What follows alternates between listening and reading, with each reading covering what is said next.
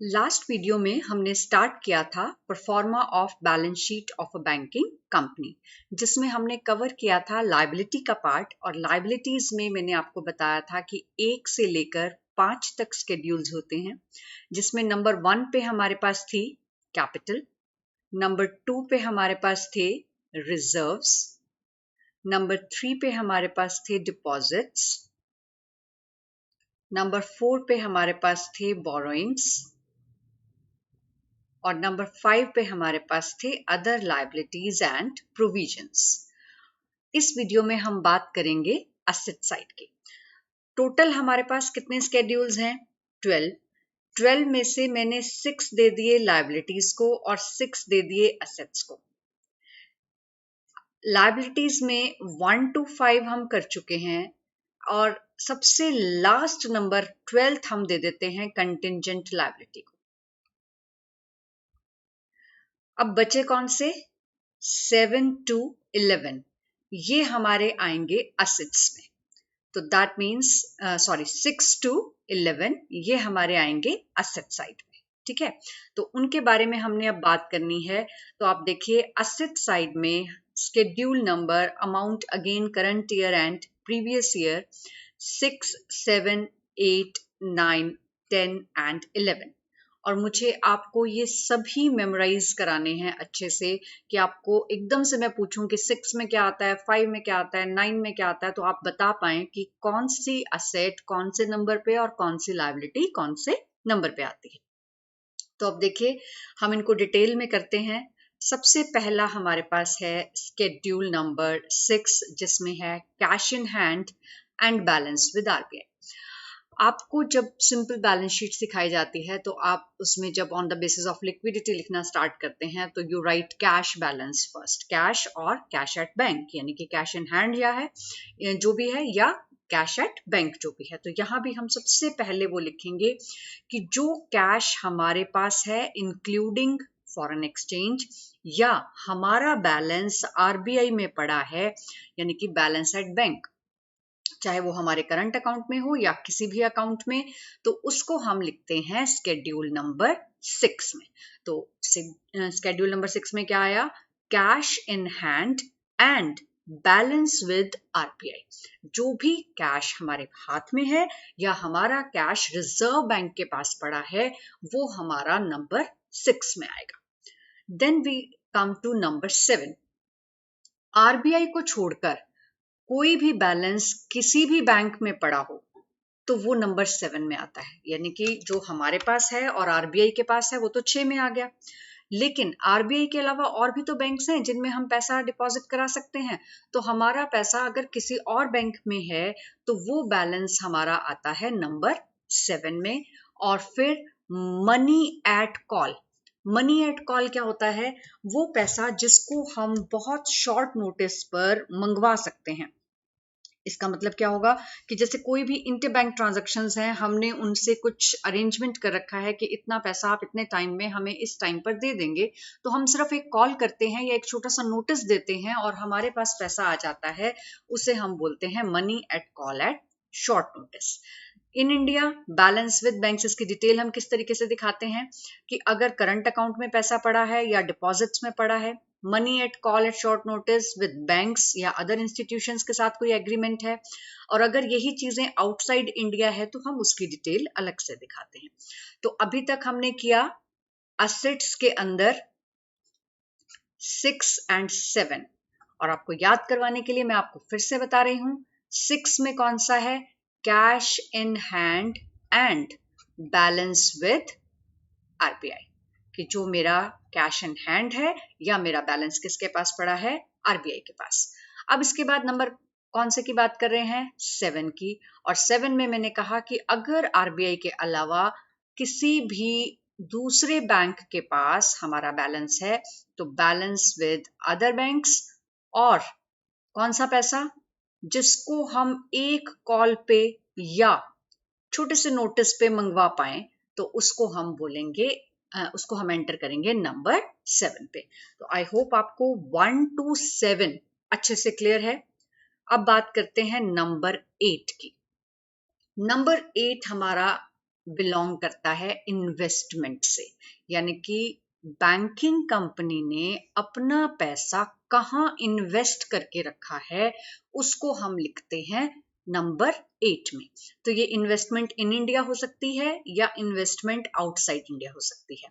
In India में भी government securities हैं, अप्रूव्ड सिक्योरिटीज हैं, शेयर्स, डिबेंचर्स, सब्सिडरीज में कर रखा है या और कहीं कर रखा है। Similarly outside India government securities हो सकती हैं, इन्वेस्टमेंट इन सब्सिडरीज और जॉइंट वेंचर्स हो सकती है, या इसके अलावा किसी भी तरह की कोई भी इन्वेस्टमेंट हो सकती है। तो number 8 is reserved for investment.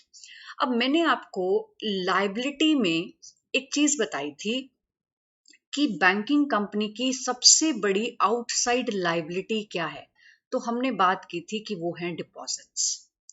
इसी तरह से बैंकिंग कंपनी की असेट क्या है, ये क्या था, डिपॉजिट का मतलब क्या था कि जो लोगों ने पैसा जमा करा रखा है, और जो हमने लोगों को दे रखा है वो क्या कहलाएगा, वो कहलाएगा एडवांसेस। उसको हम क्या नाम देते हैं, एडवांसेस। तो एडवांसेस हमारे आते हैं नेक्स्ट, दैट इज नंबर 9 पर। नंबर 9 पर हमने लिखने हैं एडवांसेस, और एडवांसेस के अंदर इन 3 चीजों को समझना बहुत जरूरी है। पहला है हमारा बिल परचेज्ड एंड डिस्काउंटेड। इसकी हम बात नंबर 13 में एज इनकम भी कर चुके हैं कि डिस्काउंट की इनकम हम नंबर 13 में दिखाते हैं। तो आप देखिए bill purchased and discounted. Bill purchased क्या है, एक डेटर है, उसने बिल लिखा, अब उसने बिल लिख दिया, आपने 3 महीने का बिल लिखा। अब जो बिल लिखा है, जिस पर्सन को उसने वो बिल दिया उसे पैसा 1 महीने में चाहिए, लेकिन बिल कितने महीने का है, 3 महीने का। अब वो पैसे लेने कहाँ जाएगा, वो बैंक के पास जाएगा कि मेरा बिल जो है वो डिस्काउंट करा दीजिए। जब वो बिल डिस्काउंट करवाने जाएगा तो बैंक जो है वो डिस्काउंट की अमाउंट काट के उसको पैसा दे देगा, और बाद में ड्यू डेट पर जब वो बिल मैच्योर हो जाएगा तो जिसने वो बिल लिखा था बैंक उससे पैसा क्लेम कर लेगा। तो ये जो बिल परचेज्ड एंड डिस्काउंटेड होते हैं, जितने बिल वो लेती है उसको हम बोलते हैं एडवांसेस की कैटेगरी में। दूसरी चीज है हमारे पास cash credits, overdrafts and loans repayable on demand. आप में से बहुत से लोगों ने सुना होगा कि उस बिजनेस वाले ने लिमिट बना रखी है। लिमिट क्या होती है, व्हाट इज लिमिट। एक ओवरड्राफ्ट क्या होता है, ओवरड्राफ्ट तो होता है कि मेरे पास बैंक में इतना पैसा रखा हुआ है और बैंक मुझे उससे थोड़ा एक्स्ट्रा निकालने की फैसिलिटी देता है, तो उसको मैं बोलती हूँ कि ये मेरे को ओवरड्राफ्ट फैसिलिटी बैंक ने दे रखी है। और जो ओवरड्राफ्ट के ऊपर वो मुझसे थोड़ा सा एक्स्ट्रा इंटरेस्ट का अमाउंट चार्ज कर लेता है, ठीक है। लेकिन व्हाट इज कैश क्रेडिट्स, इसको हम लिमिट के नाम से भी जानते हैं। इसके अंदर क्या होता है कि जो बिजनेसमैन होता है ना, वो बैंक्स में नॉर्मली अपनी एक लिमिट खड़ी कर लेता है, लिमिट बना लेता है। अब लिमिट का मतलब है कि मैंने लिमिट बना ली कि मेरे को आप जब जरूरत होगी, इतना पैसा मेरे अकाउंट में नहीं है लेकिन मैंने लिमिट बनाई है क्योंकि बैंक मुझे उस चीज की फैसिलिटी दे रहा है। और वो फैसिलिटी क्या चीज बैंक मुझे दे रहा है, वो ये कहता है कि मैं आपके लिए एक अरेंजमेंट करूंगा कि मैं आपको पैसा उधार दूं एक सर्टेन लिमिट तक, जिसके लिए आपको कोई ना कोई चीज गिरवी रखनी पड़ेगी, लेकिन उसके ऊपर जो इंटरेस्ट होगा वो जो है वो किस पे चार्ज किया जाएगा। Interest on cash credit is charged only on the amount actually withdrawn and not on the full limit of the cash credit allowed. यानी कि अगर लिमिट तो अलाउ की 2 करोड़ की, 3 करोड़ की, पर आपने 1 करोड़ यूज किया है तो इंटरेस्ट उसी पे लगेगा, but at a higher rate, उससे ज्यादा पे लगेगा। तो rate of interest charged by the bank on cash credit is a little higher than the charge on term loans. जो टर्म लोन्स तीसरा यहाँ पे लिखा है, इसके ऊपर जो इंटरेस्ट चार्ज किया जाता है वो इससे कंपैरेटिवली कम होता है, ठीक है। This is because what, bank has to keep the entire amount up to the extent of limit always ready as the money may be demanded by the customer at any time। क्योंकि cash credit उसको वो limit उतनी हमेशा तैयार रखनी पड़ेगी जितनी की उसने बना रखी है, क्योंकि वो कस्टमर कभी भी मांग सकता है।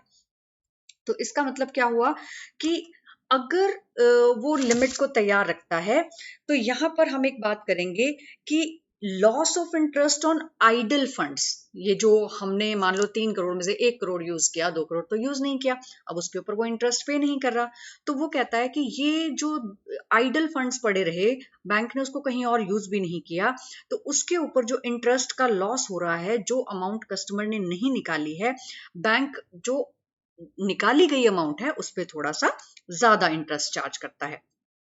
And then quite often an interest clause is inserted in the agreement under which the customer is required to pay interest on minimum amount, say 1/3 or 1/4 of the limit, although this amount may not have been withdrawn by the customer. अभी तो मैंने आपको बताया कि interest जो है वो actual amount withdrawn पे लगाया जाता है. कई बार एक क्लॉज लगा दिया जाता है जिसके तहत ये होता है कि इतनी अमाउंट पर तो आपको ब्याज देना ही पड़ेगा, इससे ज्यादा आप निकलवाएं या इससे कम निकलवाएं, आपको इतने पे तो ब्याज देना ही पड़ेगा. तो that can also be a case. Then हमने बात की कि तीसरी चीज क्या है, टर्म लोन्स.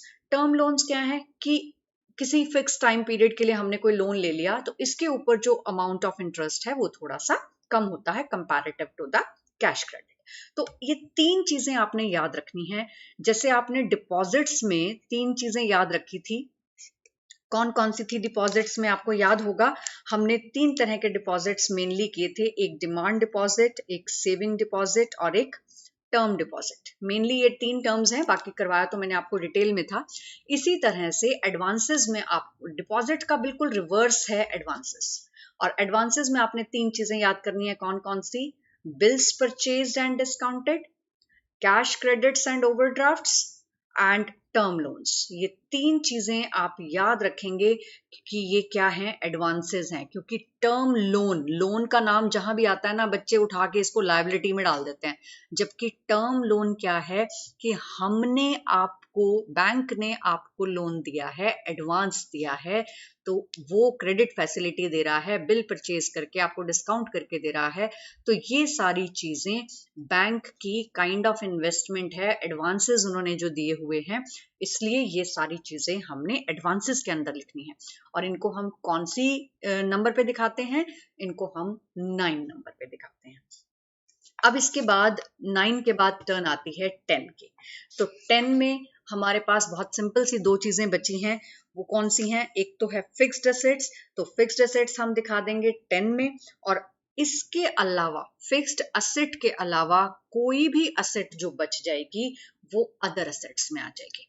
फिक्स्ड के अलावा अगर कुछ भी बचता है तो हम उसको किस में निकालेंगे, अदर एसेट्स में, जिसमें कि इंटर ऑफिस एडजस्टमेंट्स हैं.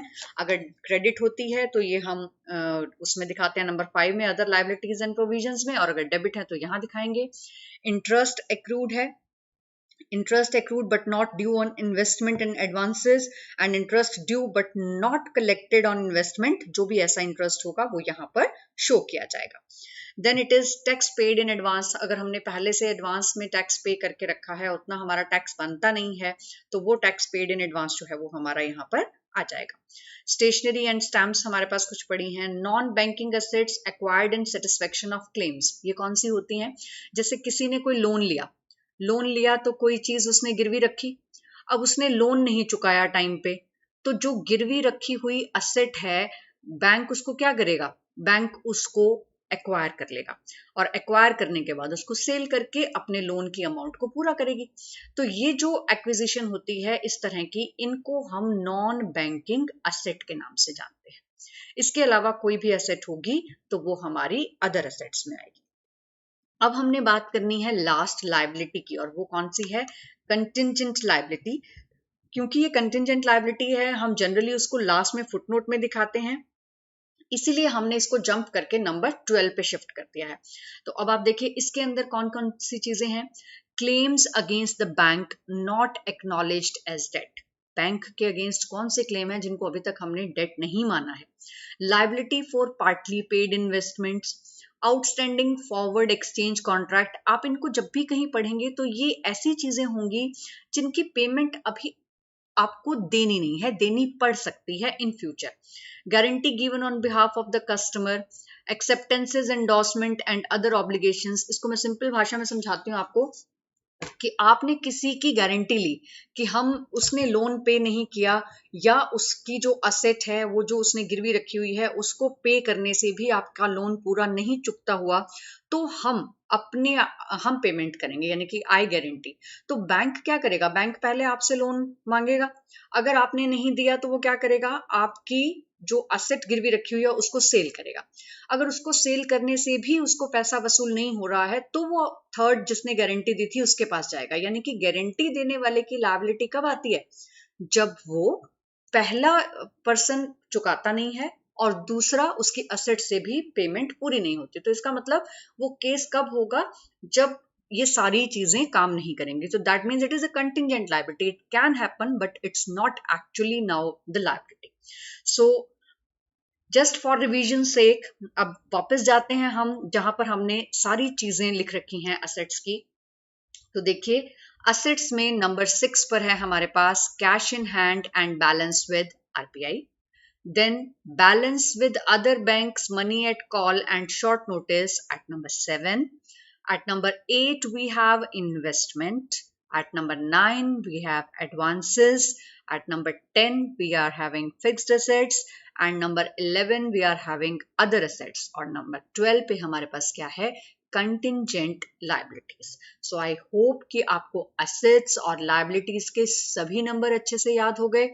कल हम इनको रिवाइज करेंगे और आपसे पूछेंगे कि आप कौन से नंबर पे किस चीज को रखते हैं।